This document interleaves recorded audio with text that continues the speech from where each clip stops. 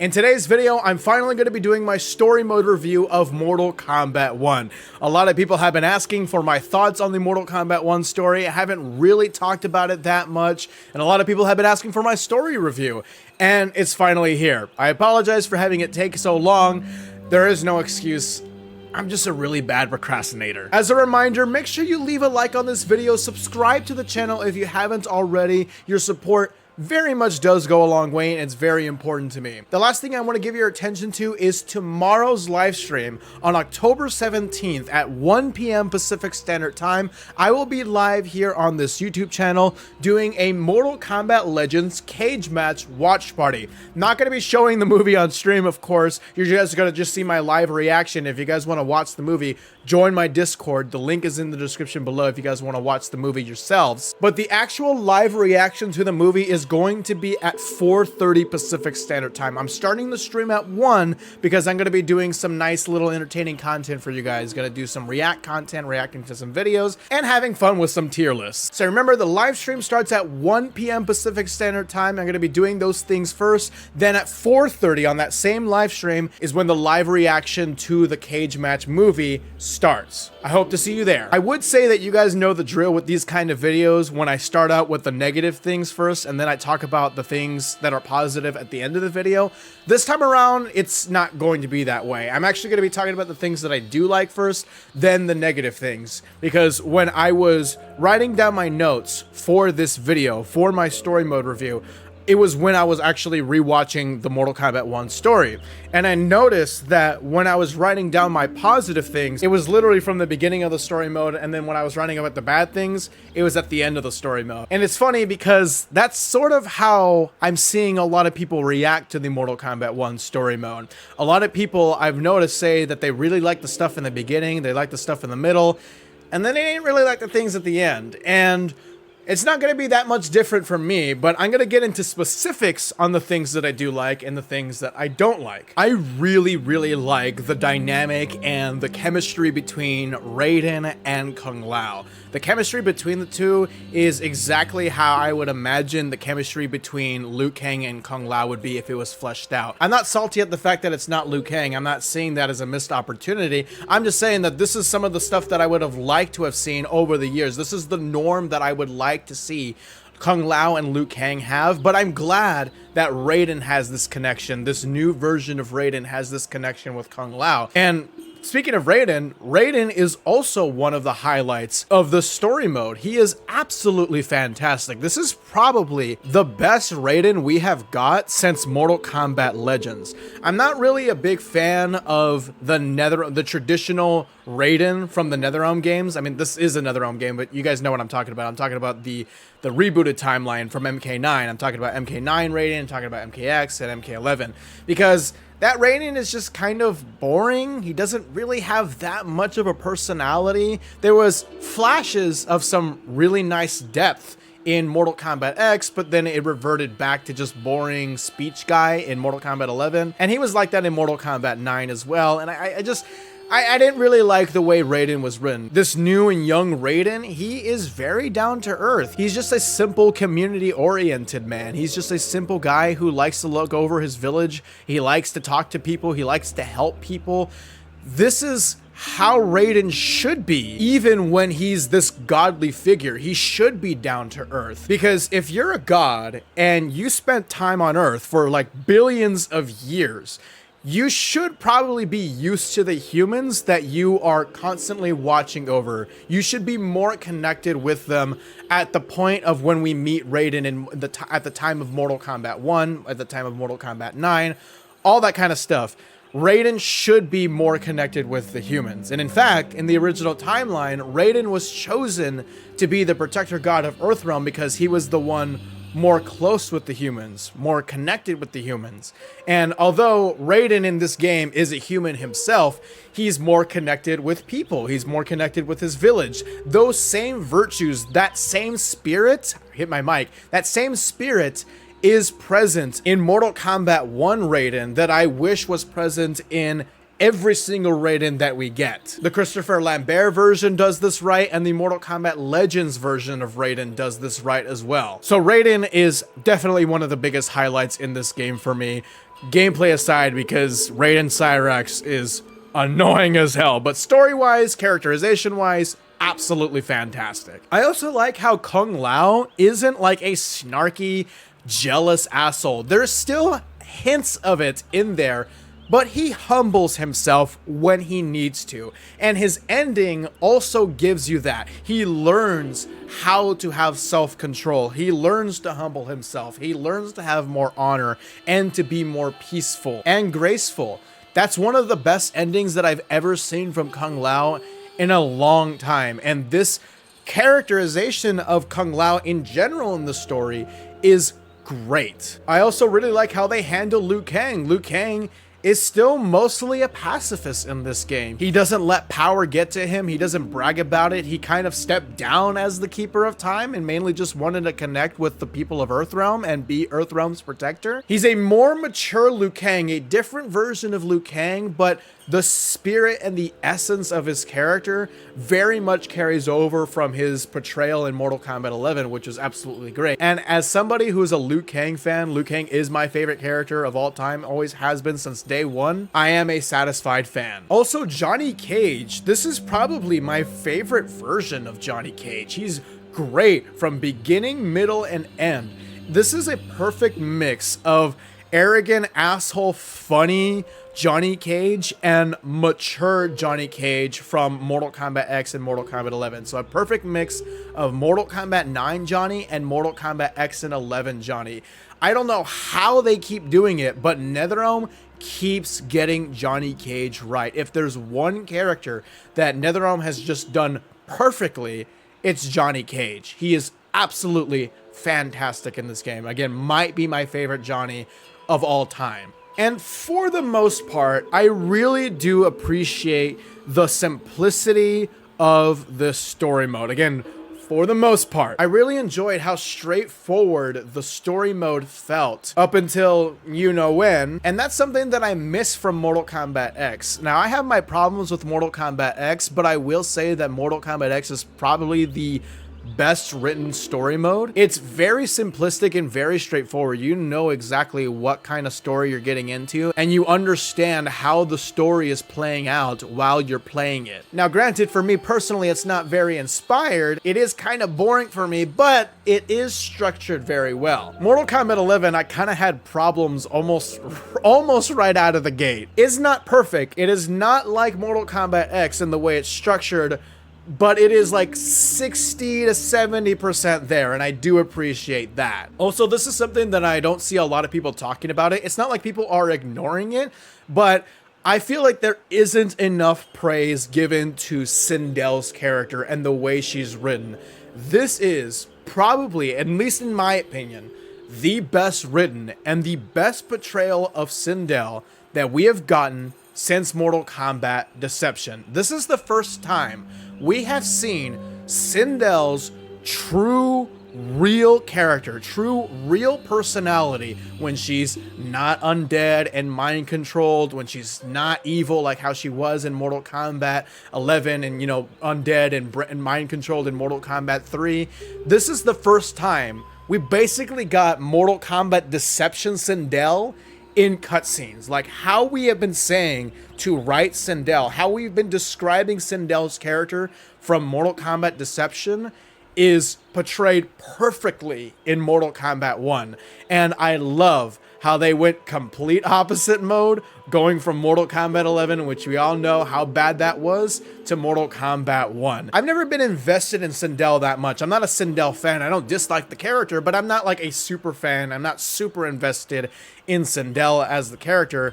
But I am invested in Mortal Kombat characters, and I want the best for them, and I feel like I got that for Sindel in this game. The best 3D era characters in this game were definitely Ashra and Li Mei. I've seen a lot of people say that Li Mei deserved better, or Li Mei was not really well written, or she wasn't well represented in the story mode. I didn't get that feeling at all. I know a lot of the in-game characters were like shitting on Li Mei almost the entire time, but I understand why. Like, what do you how do you expect these characters to react to that person, to Li Mei, when they're under the impression that it was her fault that Jared died? even though we know in her ending and in the Mortal Kombat 1 story mode later on, we understand that it wasn't actually her fault. But when it comes to her chapter, she wins the trust back and she triumphs from there. So honestly, I thought she was good. You also have to understand that it was going to be two choices between this character story-wise. It was either this was the Dragon King's concubine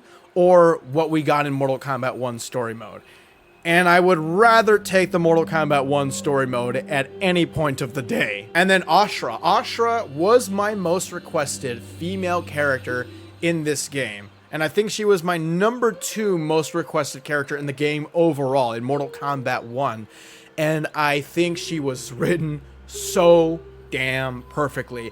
Everything that I have been preaching about this character, all the things that I've said as to why I think Ashra is a great character and why I think she's awesome and why she deserves a second chance, everything that I have said is present in her gameplay and in her story. And in this era of Mortal Kombat, this new era of Mortal Kombat, me as an Ashra fan and an Ashra main, I won. I stay winning. Like, she's literally the perfect example of bringing back a 3D era character and proving all the haters wrong, proving that these characters from this era are amazing, are great, and have so much potential. I'd also like to say that Shang Tsung is a highlight. I very much appreciate their approach in doing an impression of Kerry Tagawa. I very much appreciate that Kerry Tagawa, Shang Tsung, and at least sounding like him and acting like him is now the standard for this character, because Mortal Kombat 9, Shang Tsung, he was alright, he was pretty good, but they kind of did their own thing with him. And then they literally got Kerry Tagawa to be Shang Tsung in Mortal Kombat 11 and made him act like how Kerry Tagawa Shang Tsung would act in that game, and it was 100% perfect. Kerry Tagawa is not Shang Tsung in Mortal Kombat 1, unfortunately, but they did get a very nice voice impression. And again, they wrote him as if he was Kerry Tagawa Shang Tsung. And throughout the story mode, he's incredibly charismatic. He's very funny. And if you really think about it, NetherRealm did the impossible with Shang Tsung in this game. Like, how do you go from peak Kerry Tagawa Shang Tsung in Mortal Kombat 11 to Shang Tsung in Mortal Kombat 1? Like, how do you follow up on peak? And they actually followed up on it very, very well. It wasn't peak Shang Tsung, but there also wasn't anything bad about him as well. Also, I do appreciate that the Deadly Alliance is the boss of this game. I didn't expect the Deadly Alliance to be in this game or to be the boss of this game. And I know a lot of people really were expecting and wanting to see Onaga as the boss. I was too. I was riding that horse. I really wanted Onaga to be the main boss. But if you're telling me, well, it's not going to be Onaga, it's going to be the Deadly Alliance, I'm like, oh, okay. We haven't seen the Deadly Alliance. I never thought the Deadly Alliance would be a main boss in a Mortal Kombat game in a long time, or maybe ever. And now I have it. Okay. Okay, I like it. Now, there are issues I have with it, and I'll get to that in my negatives, but the idea of having the Deadly Alliance be the main boss of this game, I like it, and I like it very much. And also the notorious characters that are always being made fun of because they're jobbers, Reptile and Baraka, are very well done. Probably the best they have ever been. Baraka was already good in Mortal Kombat 11, and I didn't expect him to do much in Mortal Kombat 1, but they actually did do a lot with Baraka, and it was really good stuff. We all knew Reptile was going to be in Mortal Kombat 1. It was obvious that he was going to be in. And I always had confidence that, okay, they're going to bring him back and they're going to give him a lot to do in the story mode. Like, they're going to have a turnaround with this character. And they did. And I really liked the dynamic between him and Baraka. I really appreciated the fact that we needed, like, the villains, or we needed, like, the jobber characters to actually progress the story forward because the heroes actually needed their help. That's really nice to me. And lastly, I wanted to talk about Madame Bo. Madame Bo is perfect. I actually legitimately would like to see Madame Bo as a character in Mortal Kombat 1. Or at a certain point in the future, I want to see Madame Bo. She is perfection in this game's story. Alright, so those are my positives. Now let's talk about my negatives, and I have a lot, so buckle up. And It sucks because I don't want to give you guys the impression that I hated the story mode, but it's going to maybe sound like it. I'm going to try my best to make it not sound that way, but also at the same time, I gotta beat the shill allegations, okay? In the story, we go from very simplistic, very easy to follow story mode, explaining new origins, explaining how this new universe is different, setting up the tournament and how this new tournament works and how this tournament is different from the others, doing just simple Mortal Kombat things, back to roots Mortal Kombat stories. So we're doing that for like 60% of the story, maybe 70, 80%, it's probably just around 60. And then we just jump off to outer space, to Multiverse of Madness, whole bunch of timelines, diarrhea. Like, whoa, how did we go from level 10 to level 1 million in just like that, from a snap of a finger? I'm like, what the hell is going on? Like, why are we doing this again? I don't like this. So Mortal Kombat was supposed to wipe the slate clean. We were supposed to have a new era. And for like 60% of the story, it does that. And then it turns into a direct sequel to Mortal Kombat 11. Like, what kind of first installment in a reboot product or story goes directly to Armageddon? And this Armageddon is basically having a bunch of timelines, almost every single timeline coming together, every single universe coming together for one big fight. You do this in your first game of a rebooted franchise? Why? Shouldn't you have just saved that for like the third or fourth or fifth game at least? All the days after the fact that I beat the story mode, I was sitting there thinking to myself, is this what Mortal Kombat is now? Is Mortal Kombat just this multiple timeline, multiple universe, multiverse kind of mythos? Is that where we're going with this franchise now?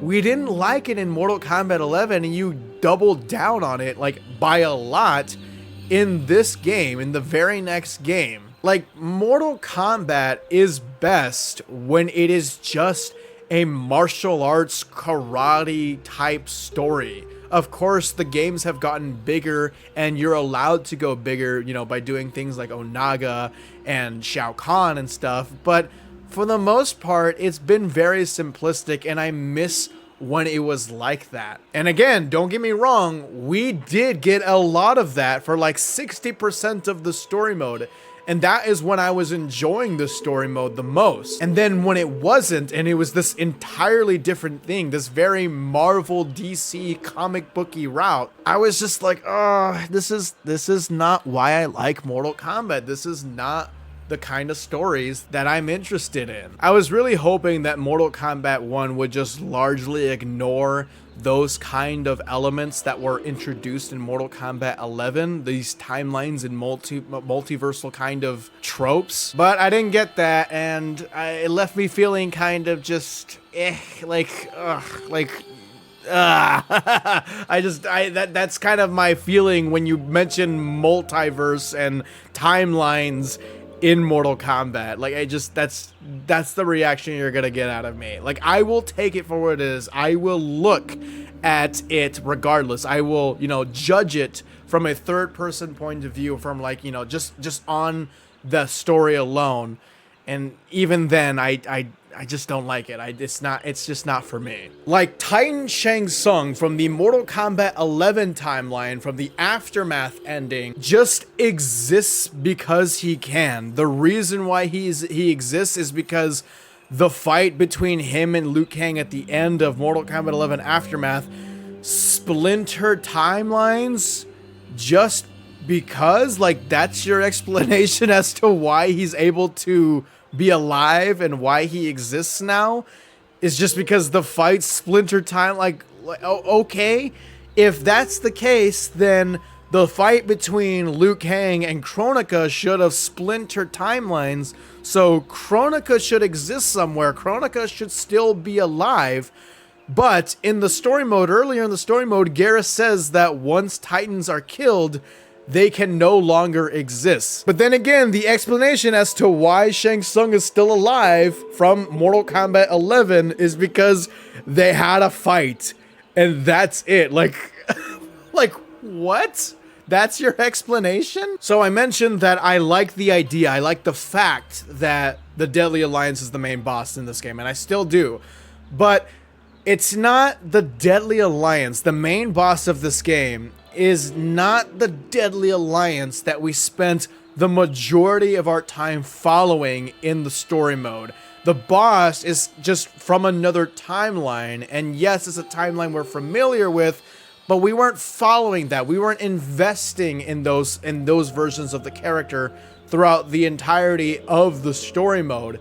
And it kind of just feels a little cheap and a little shallow. Like, what makes Quan Chi as powerful and as evil and as threatening to a boss level as Shang Tsung is, as Titan Shang Tsung is? At least we have Mortal Kombat 11 to go off of. But Quan Chi wasn't in Mortal Kombat 11, and he kind of just shows up as the main boss, or at least part of the main boss, but we don't know what makes this Quan Chi unique, the different timeline Quan Chi. Like, we know what Quan Chi in this game from this timeline is all about because we followed him throughout the majority of the story mode, but he's not the main boss. It's not that Quan Chi who's the main boss, and the Shang Tsung that we're following throughout the entirety of Mortal Kombat 1 story is also not the Shang Tsung that's the main boss. And even the Deadly Alliance of this timeline gets beat by characters constantly throughout the story mode. You're already beating the supposed main boss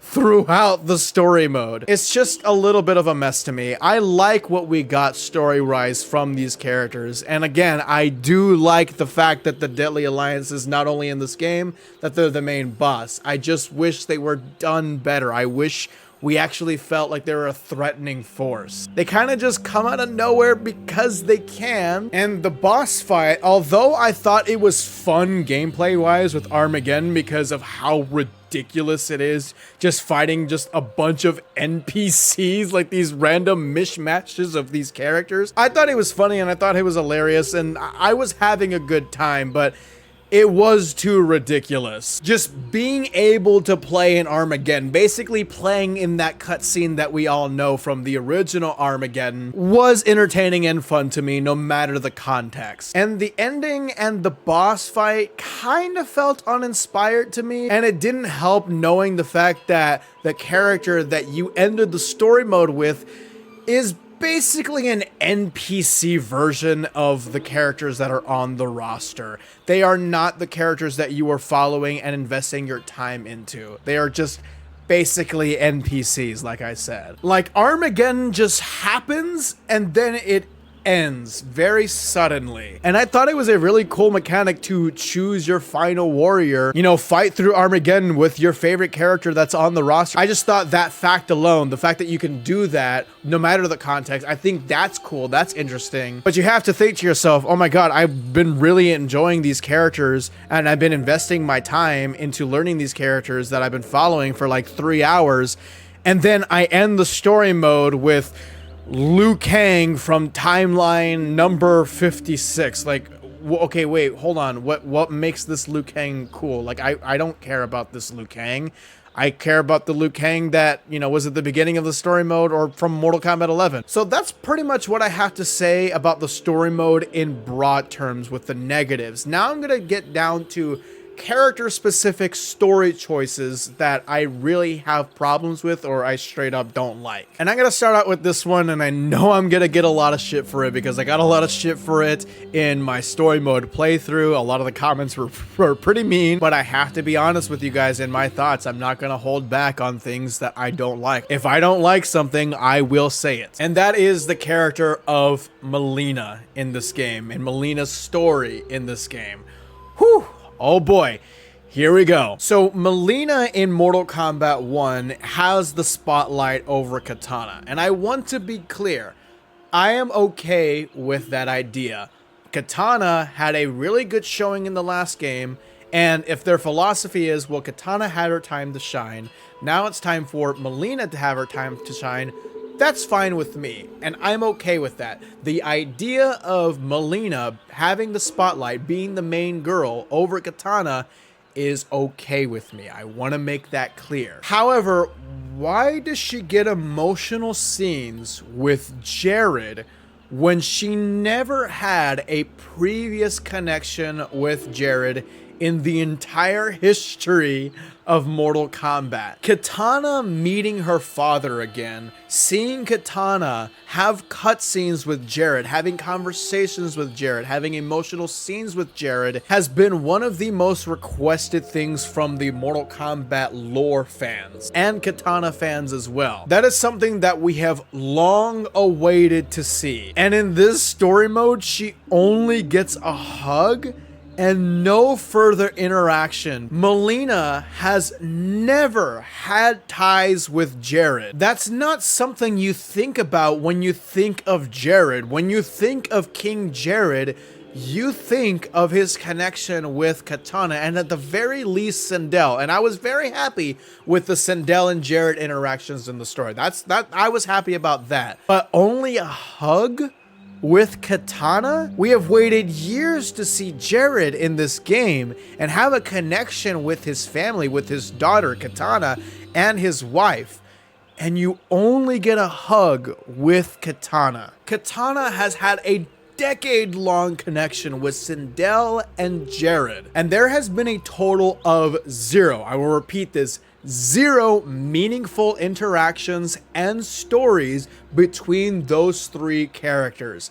And not only does Kitana get to be put in the same environment as those characters in the story mode, the writers choose to actively not give her those interactions or that story. A story that Mortal Kombat fans have wanted to see, Kitana fans have wanted to see, or just Mortal Kombat lore fans have wanted to see. That should have been Kitana's moment that Mileena could share. And let's be clear, Mileena still could have been the Empress at the end of the story mode. She still could have been the main spotlight girl, and I'm okay with that. This all could have happened, but the reunion between Sindel and Jared getting to see his daughter again, that moment should have been for Kitana. And giving that moment for Kitana, had they have done that, would not have taken away the spotlight for Mileena in this game. Mileena still would have had the main spotlight. You still could have had Mileena be the main girl of the story mode. Just that moment should have been for Kitana. That belongs to Kitana. You can scream all you want about, oh, how this is a new timeline, this is a new story, different rules, different this and that, so everything that's different automatically means good. That's not how it works. But this entire story pays tribute and pays respect to previous timelines that have come before, and has given us stories and interactions that we never got to see elaborated on or seen in cutscenes in general in this story mode. Mileena fans like to defend this and cry about how she's always been in Kitana's shadow, she's never been her own character, she never gets the love, she never gets the spotlight. May I direct you to Mortal Kombat X, where she was the main spotlight girl, and they gave her an interesting story about the struggles of ruling the new Outworld Empire post Shao Kahn, while Kitana, on the other hand, was an undead jobber and didn't do anything of significance in that story mode. So, no, I don't buy that. Mileena has gotten the spotlight before. Again, I don't have a problem with Mileena having a spotlight in Mortal Kombat 11. You could do that. I'm on board with that idea. And I reject the idea that Mileena has never gotten the love. She's never gotten the spotlight, and she's always in Kitana's shadow. We had a game where she wasn't, and it was a recent game. It was a modern game. But let's just say that it is entirely true that Mileena was always in Kitana's shadow and Mileena was always a jobber compared to Kitana. What makes you think it's okay for making Katana, like reversing the roles and making her a jobber. How do you explain that to be good writing? Is it good writing to completely shaft another character to prop another one up? It's not, and I don't think you can defend that. I have not heard a good defense to that. Shouldn't you want both characters to have huge highlights and huge and meaningful character progression? Wouldn't that be great for both fan bases, both Mileena fans and Katana fans? Isn't it a good idea for them to both be happy? This can all still happen with Mileena being the main gal and being Empress. So I ask, if you didn't like it when Mileena was supposedly treated this way as this jobber shadow of a character in previous Mortal Kombat stories, what makes you think it's okay for Katana to endure this? Mind you, I want to give you guys a lot of context here. Despite the fact that Katana does get the main spotlight and she is included in more games and in more stories, can you name me one Katana story where she was really well written and really well treated before Mortal Kombat 11? In Mortal Kombat X, she was a jobber. In Mortal Kombat 9, she has no meaningful impact in that story mode. And the first interaction she has with Liu Kang doesn't even respect her as a fighter. He's just kicking her on the butt, and she's a damsel in distress in that story mode. In Mortal Kombat Armageddon, she doesn't have a story, despite the fact that the majority of that story takes place in Edenia. The main Edenian character doesn't have a story. And Katana's ending in Mortal Kombat Deception or Mortal Kombat Unchained has her literally falling to her knees and crying. You have to go all the way back to 2002 with Mortal Kombat Deadly Alliance, where she did have a decent showing and decent spotlight until it happened again in Mortal Kombat 11. So I'll ask another question. Where are these golden and great character moments that she's been getting for 30 years straight in every Mortal Kombat game she's in? Where are they? Look, I already said that I do like Mileena being Empress and Mileena having the main spotlight in Mortal Kombat 1. My issue is her stealing moments that clearly, without a doubt, belonged to Katana. And Katana being completely irrelevant and basically a jobber as a result of that. That's not how you write stories. That's not how you write characters. Not how it works. If you didn't like it happening to Mileena then, you shouldn't like it happening to a character, especially Katana now. And if you're not able to call that out, that tells me that you don't care about good character writing or good story writing.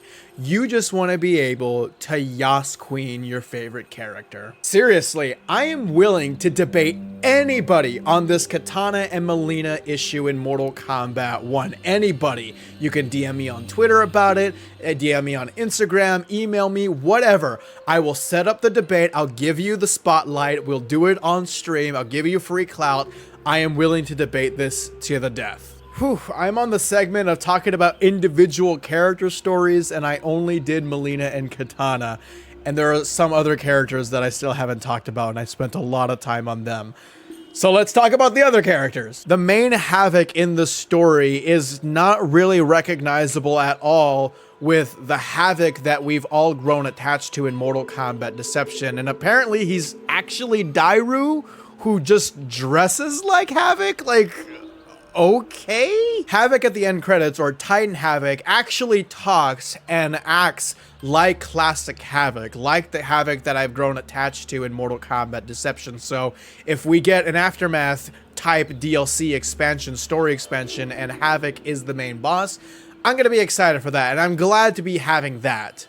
And it's weird because Havoc is just unrecognizable character-wise in the story, but when it comes to gameplay, he is so freaking fun and he's so nice to play. When I look at him, I'm just like, yeah, that is what a modern Havoc would look like. That is how I imagine a modern Havoc to look like. It's just story-wise, it's the complete opposite. So Tanya not being a treacherous person and not being this evil witch really kinda sucks. What exactly does Tanya do of significance in the story mode? I understand wanting to do a new thing in this new era, in this new timeline. I understand that completely. If you're gonna go out of your way to change one of the most iconic character traits story-wise of a character, you gotta have a good reason why you changed that. Did Tanya do anything in Mortal Kombat 1 to justify that change? I don't think so. The whole Umgadi run I'm actually on board with. That does sound interesting. That's the only thing she has and nothing else. It would have actually been more interesting for Tanya to have some sort of scandal story between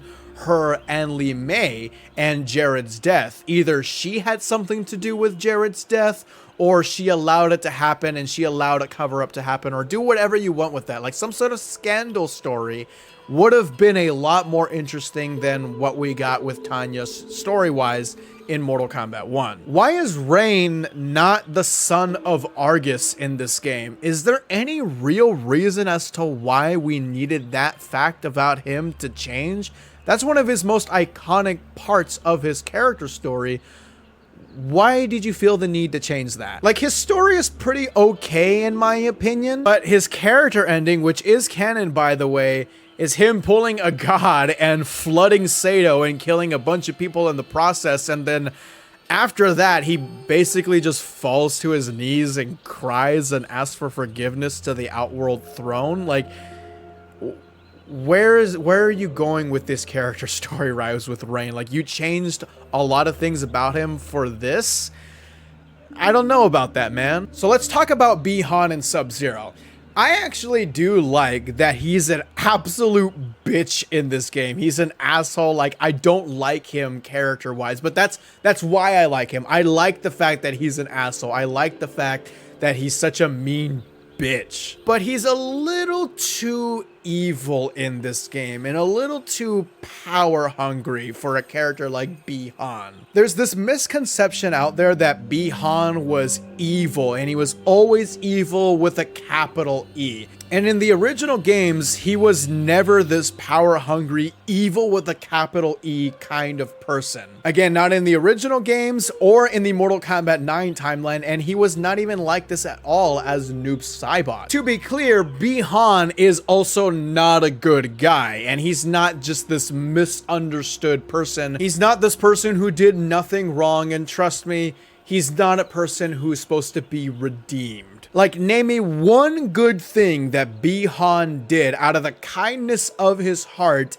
in the original timeline or in the Mortal Kombat 9 timeline. Name me one thing.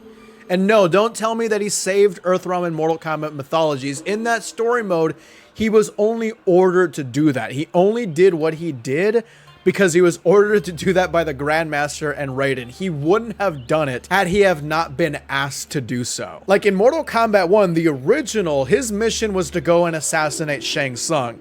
And after that, he was planning to just take the money and fuck off from the Lin Kuei and just not give a fuck about anybody and just be alone. So I do overall like Bi-Han in Mortal Kombat 1, but I do feel like NetherRealm went a little bit too overboard with his character and the asshole kind of side to where he seems like a power-hungry villain, and that's never how I saw Bi-Han, and that's never who Bi-Han was. But at least I can live in a world where people know that Bi-Han is a bitch and he's an asshole and he's so fucking mean. Like, at least people get that idea now, and I am grateful for that. Kuai Liang Scorpion is interesting. I did enjoy Kuai Liang Scorpion in this game. I did enjoy the new brother dynamic between him and Sub-Zero and the new Scorpion versus Sub-Zero rivalry in this game. I thought it was very fitting and enjoyable for this kind of game, this kind of rebooted timeline. However, I don't really know if it's enough for me to want to stick with Kuai Liang Scorpion going forward. Look, at the end of the day, Kuai Liang is the premier Sub-Zero, is the best Sub-Zero. And I'm not really sure if I like the idea of Kuai Liang never being that person. Hanzo Hasashi is Scorpion and always will be Scorpion. And I'm also not sure if I like the idea of Hanzo Hasashi never being that person. Like, what is he going to be now? Is he going to be Tremor? We now know that Hanzo is a kid in this timeline at this point in the story mode, and there's going to be a lot of choices to be made for this character, this new version of Hanzo Hasashi going forward. And I'm really not sure if the idea of him turning into Sub-Zero is really good, because at that point, it's just getting a little dumb with the origin changes. So what I would do is that when Bi-Han eventually becomes Noob Saibot, and he will, we know that, I would like to see Kuai Liang say to himself, okay, well, now is the time for me to be what my brother could not, and just write something in the story mode where he learns cryomancy and he uses the cryomancy going forward and then takes the mantle of Sub-Zero. He renounces his fire powers and then learns cryomancy and ice powers. So again, he can eventually become Sub-Zero. So he can bring honor to that title because that would be in line with Kuai Liang's character. And then I would do some sort of time skip where Kuai Liang eventually teaches Hanzo Hasashi how to use fire powers, and then you have Hanzo Hasashi being Scorpion again. Also, as a sidebar, I have no idea why in the story mode they never explain why Kuai Liang has fire powers, but if they did this story that I just was talking about, you have the perfect opportunity to do so right there. Also, I will say that I do understand that it is a little bit dumb to have Kuai Liang say, oh, I don't want to be Scorpion now, I want to be Sub-Zero, so I'm going to stop using fire powers and I'm going to use ice powers now, and then give it to somebody else, and then train somebody else to be Scorpion. But I mean, this whole fucking thing is dumb in general. And you gotta ask yourself, would you rather have Hanzo Hasashi be Sub-Zero or be some weird thing like Tremor, or have a unique story where he has both fire and ice powers? Like, no, you don't. You want Hanzo Hasashi to be Scorpion and you want Kuai Liang to be Sub-Zero. Don't try to be unique and special.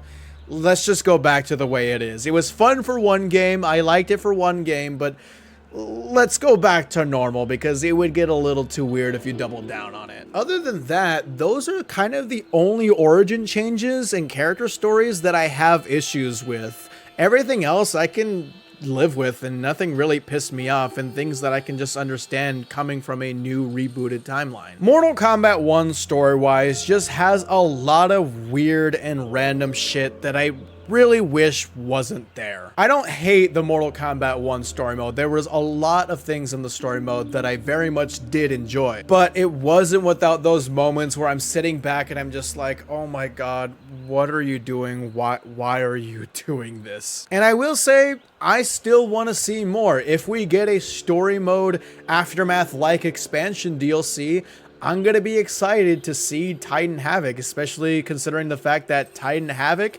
might be the main boss of that story mode, and that version of Havoc talks and acts like the Havoc that I like. I will always be a lore head for Mortal Kombat, and I will always love character stories. They're very important to me.